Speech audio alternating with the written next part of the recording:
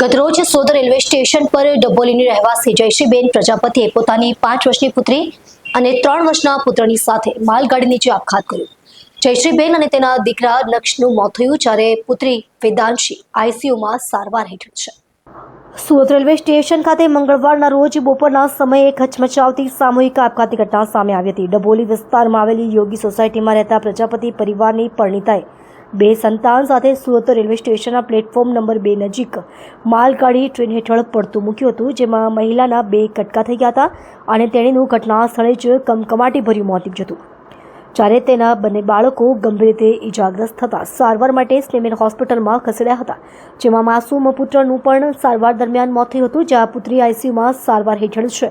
આ ઘટના પાછળ હત્યાના ગુનામાં જેલમાં બંધ પતિના આડા સંબંધ, સાસુ નાની બાબતોમાં ઝઘડા કરતી હોવાથી પારિવારિક કંકાસ પણ હોવાનું હાલ સામે આવ્યું છે।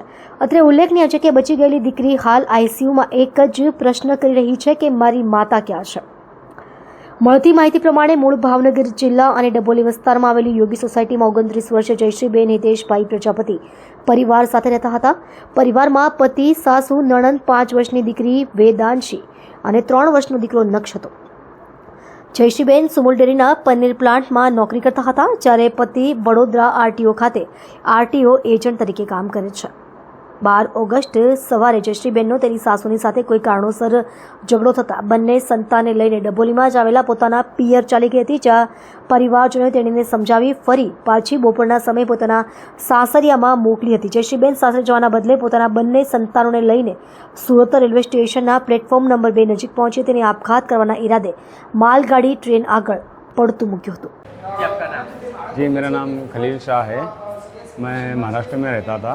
मैं महाराष्ट्र से आया था। 1 नंबर गेट पे मैंने गर्दी देखा तो 2 जन बैठे हुए थे बच्चों को लेके बैठे थे। हमने पूछा भाई क्या हुआ, तो बोले उसकी मम्मी और बच्चे बोले गिर गए बोले। तो बोले मम्मी तो बोले कट गई बोले, बच्चे बच गए बोले। अब बच्चों को बोले भाई 108, हमने पूछा बोले 108 को फ़ोन किया, तो बोले हाँ किया बोले। बोले क्या आधा घंटा हो गया, आप 108 क्यों नहीं आई? हमने फ़ोन किया तो बोले 108 कंट्रोल रूम ने बोला कि बोले भाई हमारे पास में कोई फ़ोन आया नहीं, हमारे पास में कोई रिकॉर्ड है नहीं। तो हमने फ़ौरन बुला के 3 मिनट के अंदर 108 वहाँ पर आ गई। 108 आने के बाद में हमने फ़ौरन उनको बोला कि आप बैठो, तो बोले हम नहीं जाएंगे बोले पुलिस केस है, बोले हम नहीं जाएंगे। तो हमने बोला ठीक है पुलिस केस है ना, हम जो भी होंगे हम देख लेंगे बाद में। बच्चे हमने लिए, एम्बुलेंस के अंदर बैठे और एक बंदा और था मेरे साथ में, वो बंदा भी आया था। यहाँ पर आए, यहाँ पर आने के बाद में फ़ौरन ट्रीटमेंट डॉक्टर लोगों ने चालू किए। चालू करने के बाद में फिर वो जो साथ में जो बंदा आया था वो चला गया, मैं रुका हुआ था क्योंकि उसके